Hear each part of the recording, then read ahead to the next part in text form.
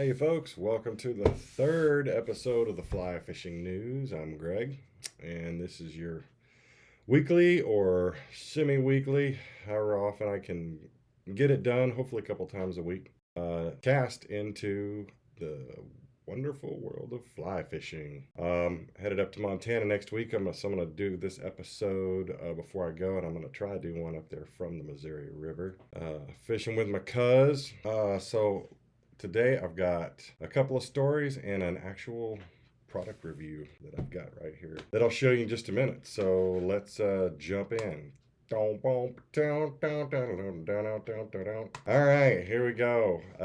Let's see. Keep fish wet. If you haven't heard of this, it is a advocacy group that really push the idea of catch and release and safe handling of fish. And they've now introduced a certification for fly shops that promote the best catch and release practices. So certified shops can commit to educational signage, guide training, and product curation. So rubber nets, barbless hooks, that kind of thing. The first pilot program includes 10 shops around Colorado, Oregon, and Vermont. And so each shop will get window decals, training, and website promo on that deal. So it's really just an advocacy group. I know most fly shops that I frequent all are on the same page about catch and release, but and it's not the case with every shop. But I think this is a pretty good idea,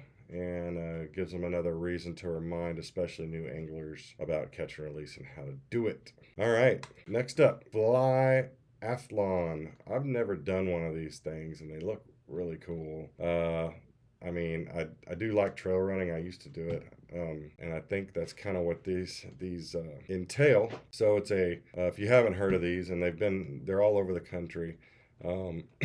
It involves a run and then a fish and then a beer drinking event. So I believe you run first and then you got to catch a trout or a fish, depending on where. This one's a carp one over here in Pine, Colorado.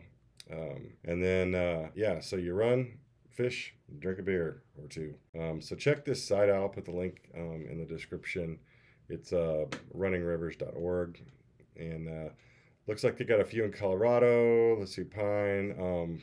This one's in Park Ranch, New Mexico. Another one in Colorado down in my area.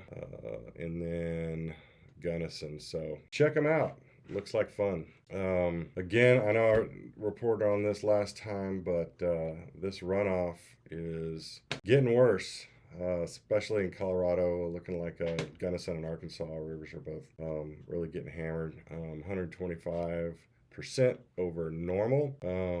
Actually over the normal runoff. So last year and the years prior. So Gunnison and Arkansas both doubled their flow rate. I'm hearing similar reports from Montana as well. So it looks like I'll be on the tailwater and probably won't get to do much else when I'm up there. Of course, I have other activities planned besides fishing, unbelievably. See, rafting outfitters adjusting schedules. CPW is monitoring fish movement and sediment disturbance as part of its spring survey. So be aware of that. And I think that's it for that. Just want to keep reminding you of that.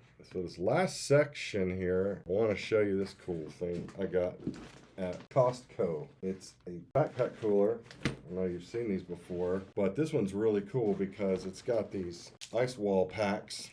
You get two of them, and there's these two little areas, one here and one in the front, and then there's one in the back there. And so they're on either side. You zip it up, and it's really cool because you don't need to mess with ice, and you can put food and stuff in there, and it stays dry, and beers, of course, without getting the ice and stuff all over them. But ton of pockets and stuff. A lot of times I'll just throw one of these. I have a different one, but I'm gonna be using this one this summer.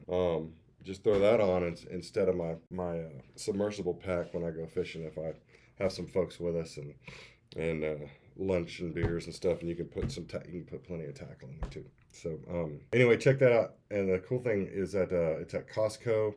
and it's only like $50 or $45, which is insane. I know that those packs get kind of expensive, and it's bigger than a lot of the other ones that I've seen. Anyway, that's it for me. I'm gonna get this out and hopefully talk to you again from Montana. Have a great week, and we'll see you next time.